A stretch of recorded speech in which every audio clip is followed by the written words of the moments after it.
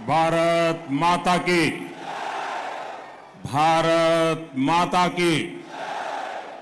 हैदराबाद, सिकंदराबाद, मलकाजगिरी, चेवल्ला और भांगीर को अंदर की नमस्कारम। आप सभी को ये पर्दा नीचे रख दो प्लीज।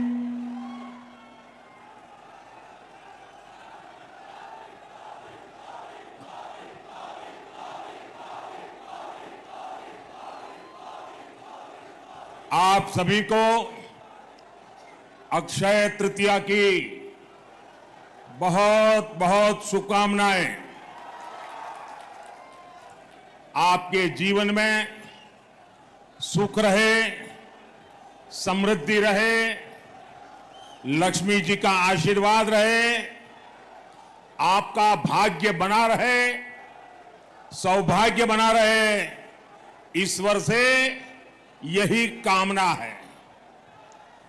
तेलंगाना अक्षय तृतीया एक बड़ा त्योहार होता है। इसके बावजूद भी आज मैं ये दूसरा कार्यक्रम तेलंगाना में कर रहा हूं और जिस प्रकार से लोग उत्साह उमंग के साथ जुड़ रहे हैं, भारत के उज्जवल भविष्य के लिए ये आपका कमिटमेंट दिखाता है। साथियों, हैदराबाद तो स्पेशल है ही, ये वेन्यू भी और स्पेशल है। आप में से बहुत लोगों को याद होगा 10 साल पहले यही एक विराट सभा हुई थी और एंट्री के लिए पैसे देकर के टिकट लेना पड़ता था। और वो एक ऐसा टर्निंग पॉइंट था जो इस धरती से पूरे देश में निराशा को आशा में बदलने की आंधी चली थी। और आज फिर ये दृश्य, ये माहौल साफ दिखाता है कि तेलंगाना का मूड क्या है। तेलंगाना कह रहा है कांग्रेस नक्को, बीआरएस नक्को, एमआईएम नक्को, बीजेपी को ही वोट देंगे, बीजेपी को जिताएंगे। साथियों, मैं तेलंगाना में जहां जहां गया हूं, एक अभूतपूर्व क्रांति मैं देख रहा हूं। तेलंगाना के परिणाम पूरे देश में उत्साह भरने वाले परिणाम आने वाले हैं। साथियों, 4 जून के नतीजे अब बिल्कुल स्पष्ट है। 4 जून को देश जीतेगा। कौन जीतेगा? कौन जीतेगा? 4 जून को 140 करोड़ भारतीयों का संकल्प जीतेगा और 4 जून को भारत के विरोधी हारेंगे।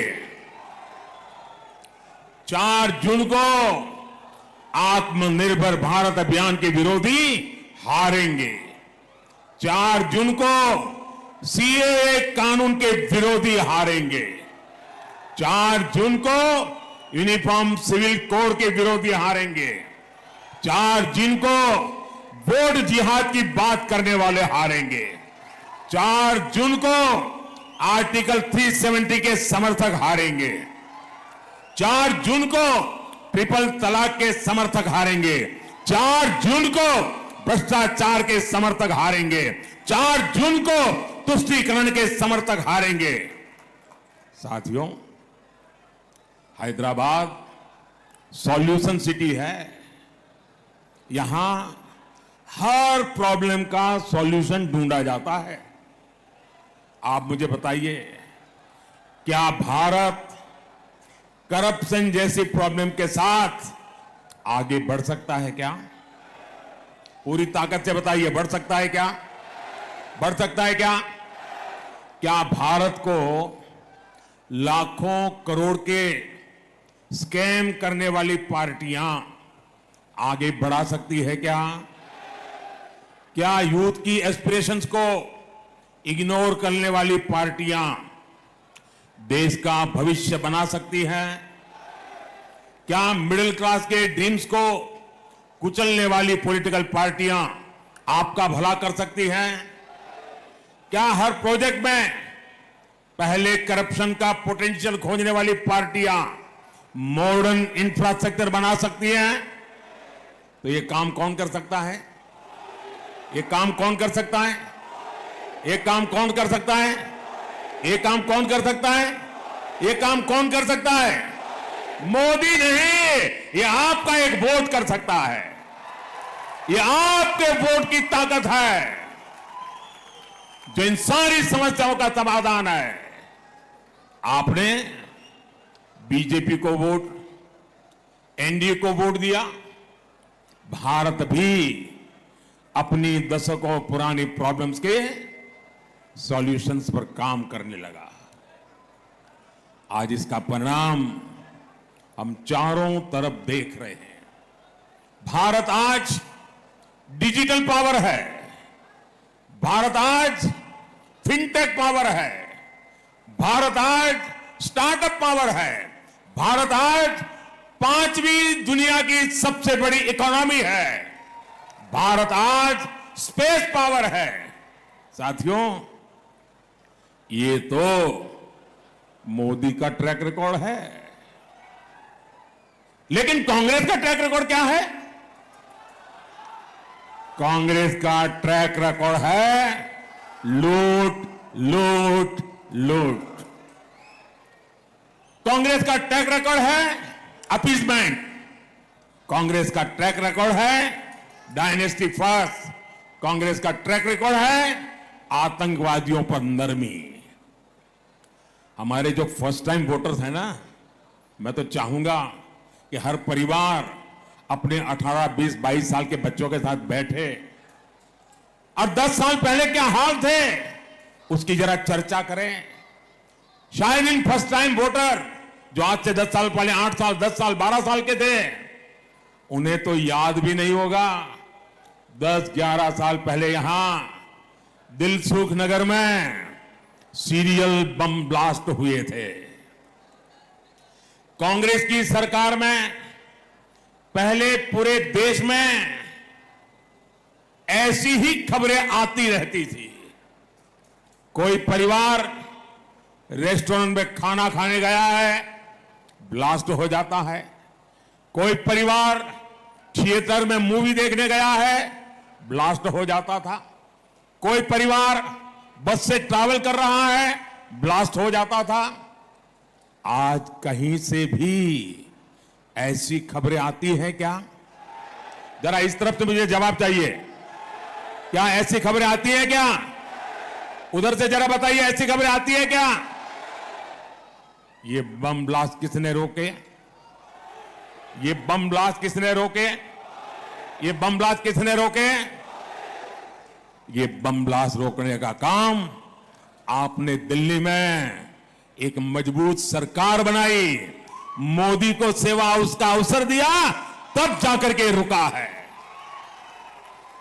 लेकिन ये बात कांग्रेस और इंडी गठबंधन को पसंद नहीं आ रही है।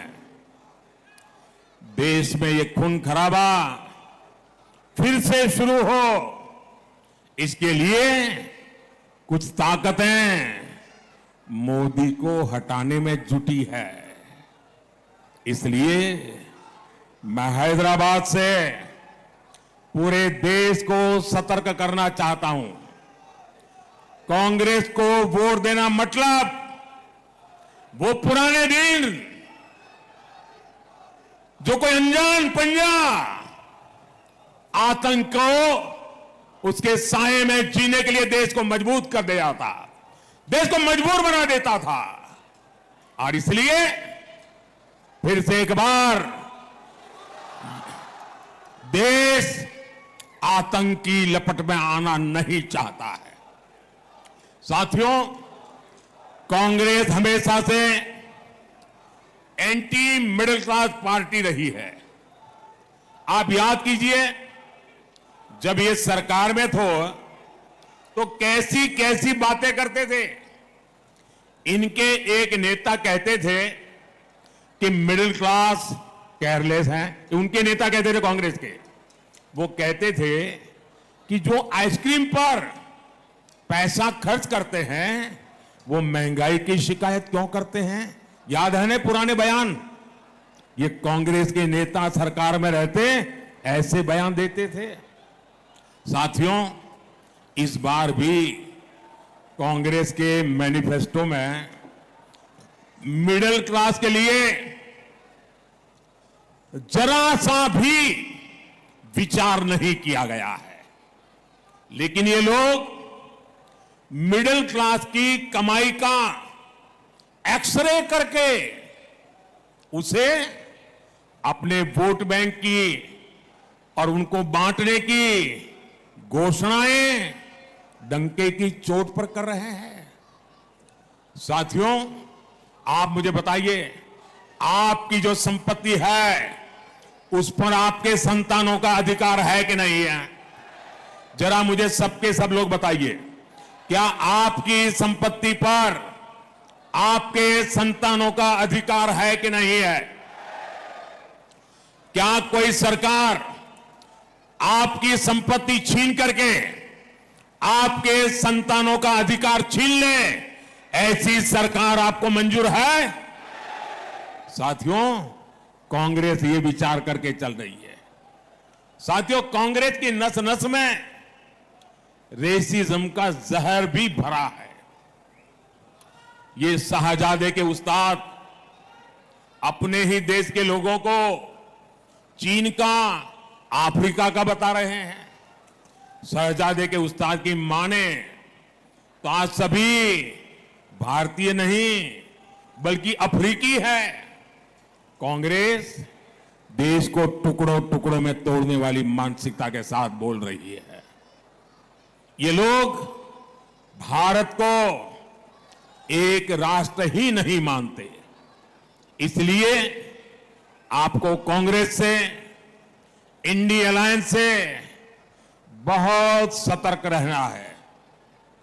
साथियों, आप सभी जानते हैं कि शहजादे को ऐसे खतरनाक आइडिया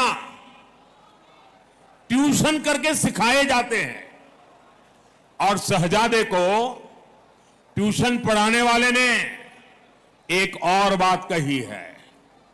वो कहते हैं कि राम मंदिर और रामनवमी मनाना गलत है। वो कहते हैं कि भगवान राम की पूजा आइडिया ऑफ इंडिया के खिलाफ है। मैं जरा आपसे पूछना चाहता हूं, क्या भगवान राम का अपमान आपको मंजूर है? क्या पूजा करना गलत है? क्या पूजा करना देशद्रोह है? क्या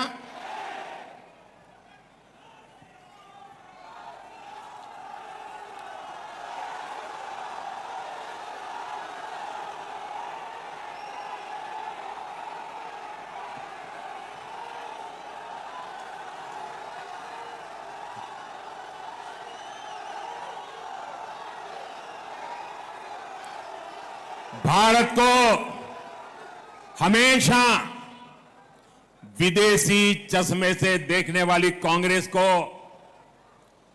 आइडिया ऑफ इंडिया का अंदाज ही नहीं है। आखिर क्या है idea of India? Idea of India Bharat की हजारों साल पुरानी संस्कृति का प्रतिबिंब है। आइडिया ऑफ इंडिया यानी सत्यमेव जयते। आइडिया ऑफ इंडिया यानी अहिंसा परमो धर्म। आइडिया ऑफ इंडिया यानी आचार परमो धर्म। आइडिया ऑफ इंडिया नहीं सत्यात् परो धर्म। आइडिया ऑफ इंडिया एकम सत् विप्राः बहुधा वदन्ति। आइडिया ऑफ इंडिया वसुधैव कुटुंबकम, आइडिया ऑफ इंडिया सर्वपंथ संभाव, आइडिया ऑफ इंडिया अपदीपो भव, आइडिया ऑफ इंडिया बुद्धम शरणम गच्छामि, आइडिया ऑफ इंडिया सर्वे भद्राणि पश्यन्तु मां कश्चित् दुःख भाग् भवेत्, आइडिया ऑफ इंडिया परोपकाराय सताम विभूतयः, इंडिया आइडिया ऑफ इंडिया जन सेवा ही प्रभु सेवा, आइडिया ऑफ इंडिया ईश्वरः सर्वभूतानां, आइडिया ऑफ इंडिया सर्व ज्योति के बीच समाना, idea of India God is great, idea of India नर में नारायण जीव में शिव, आइडिया ऑफ इंडिया या देवी सर्वभूतेषु मातृ रूपेण संस्थिता, आइडिया ऑफ इंडिया नारी तू नारायणी, आइडिया ऑफ इंडिया मां विद्विषाव है, आइडिया ऑफ इंडिया मिच्छामि दुक्कडम, और आइडिया ऑफ इंडिया अपि स्वर्णमयी लंका न मे लक्ष्मण रोचते जननी जन्मभूमिश्च स्वर्गादपि गरीयसी। हमें जन्म देने वाली ये धरती मुझे स्वर्ग से भी ज्यादा प्रिय है। ये भगवान श्री राम के ही तो बोल थे। ये आइडिया ऑफ इंडिया आज केवल मान्यताओं तक सीमित नहीं है। ये आइडिया ऑफ इंडिया आज भारत की एक सशक्त पहचान है। ये आइडिया ऑफ इंडिया आज भारत की बुलंद आवाज है, और इसलिए आज आइडिया ऑफ इंडिया यानी इंटरनेशनल योग दिवस, आइडिया ऑफ इंडिया यानी one earth one family one future का विजन, आइडिया ऑफ इंडिया यानी विश्व के लिए one sun one earth one grid का विचार, आइडिया ऑफ इंडिया यानी चंद्रमा पर Shiv Shakti point, idea of India मतलब mother of democracy, idea of India justice to all appeasement to none. जिन श्री राम से हमें ये प्रेरणा मिलती है, उन्हीं प्रभु राम की पूजा को कांग्रेस आइडिया ऑफ इंडिया के खिलाफ बता रही है। साथियों, तुष्टीकरण के लिए कांग्रेस और उसकी जैसी सोच वाली पार्टियां कुछ भी कर सकती है। यहां हैदराबाद में भी एमआईएम को इसलिए ही खुली छूट दी गई है, वोट बैंक न नाराज हो जाए, इसी डर से ना तो कांग्रेस और ना ही बीआरएस हैदराबाद मुक्ति दिवस मनाना चाहती है। लेकिन अब बीजेपी ने हैदराबाद को इस खौफ से मुक्ति दिलाने की ठानी है। केंद्र सरकार ने तय कर दिया है कि हर साल 17 सितंबर को 17 सितंबर को हैदराबाद मुक्ति दिवस मनाया जाएगा।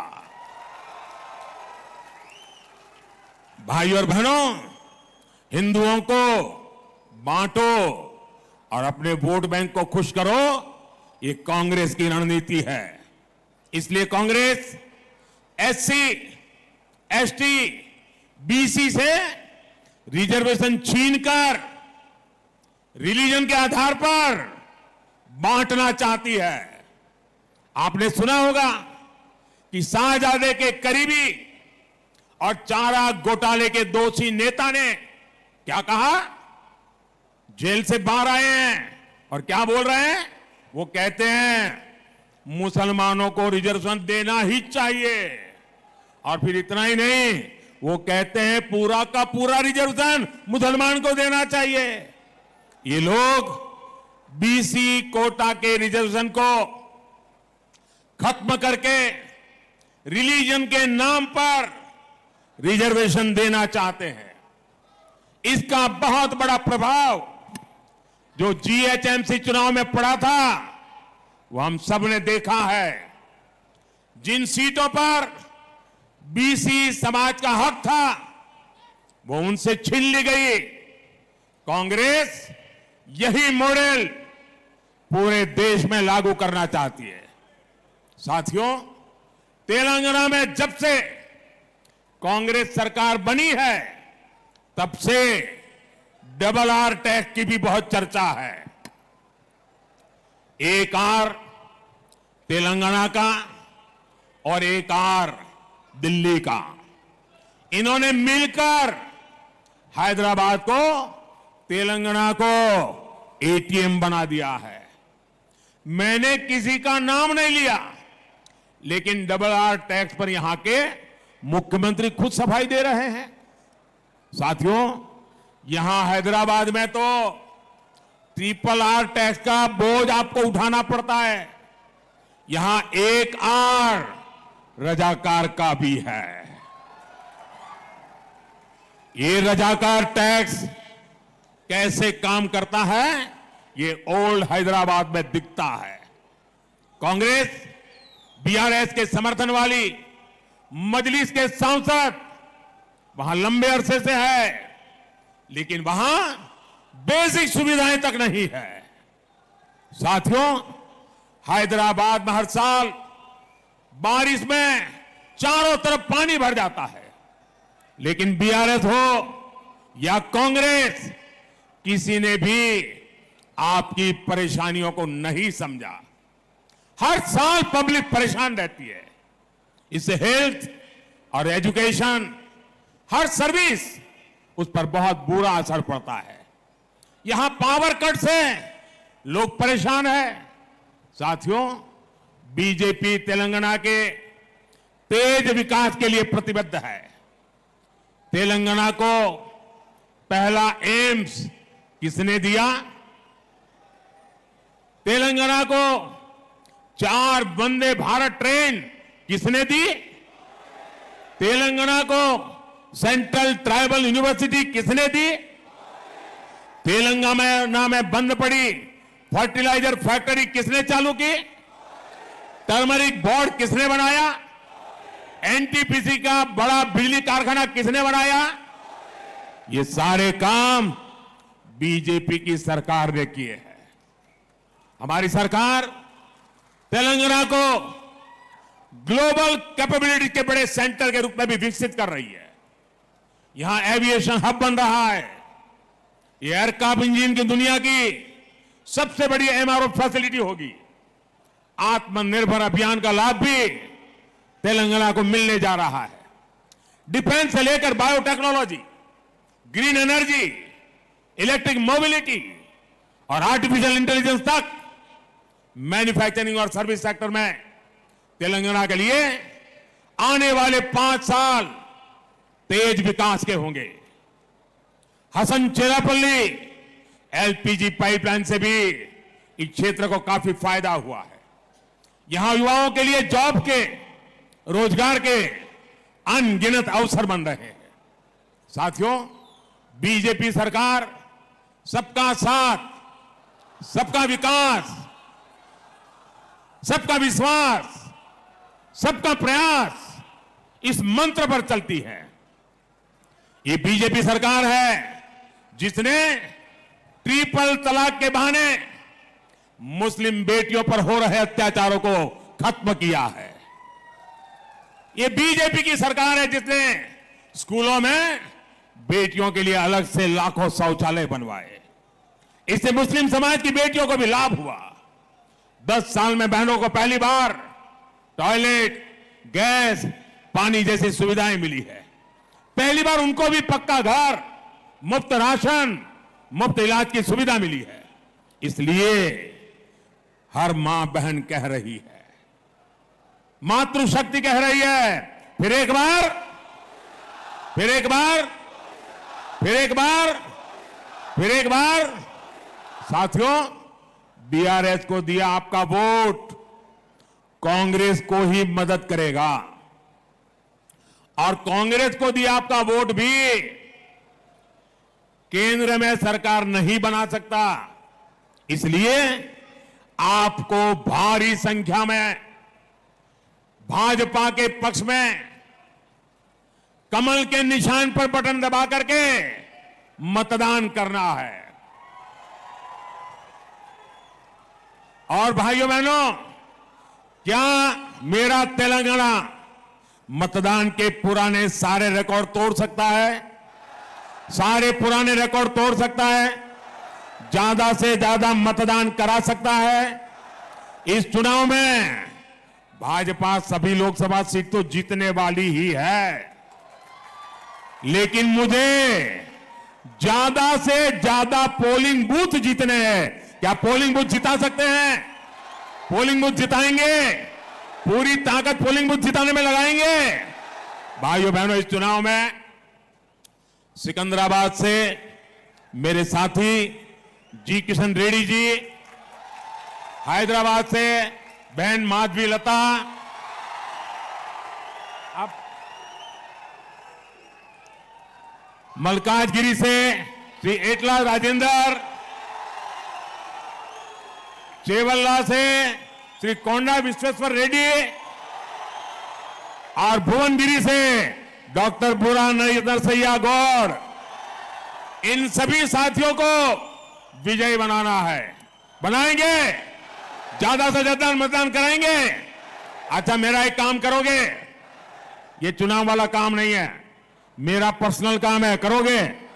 ये मोदी का पर्सनल काम है, करोगे? इनमें से किसी का काम नहीं है, मेरा है, करोगे? जरा हाथ ऊपर करके बताओ, करोगे? अच्छा, तो मेरा काम बहुत सरल है। ज्यादा से ज्यादा परिवारों में जाइए, उन सबको मिलिए और उनको कहिए मोदी जी हैदराबाद आए थे, आप सबको नमस्कार कहा है, परिवार में सबको जय श्री राम कहा है। मेरा नमस्कार पहुंचाएंगे, मेरा जय श्री राम पहुंचाएंगे। जब परिवार के सब लोगों को मेरा नमस्कार पहुंचेगा, मेरा जय श्री राम पहुंचेगा, तो परिवार के हर कोई मुझे आशीर्वाद देंगे। और जब परिवार का हर व्यक्ति मुझे आशीर्वाद देता है तो मेरी ऊर्जा अनेक गुना बढ़ जाती है और मैं उससे आपकी सेवा अधिक क्षमता के साथ कर सकता हूं। बोलिए भारत माता की, भारत माता की। बहुत बहुत धन्यवाद।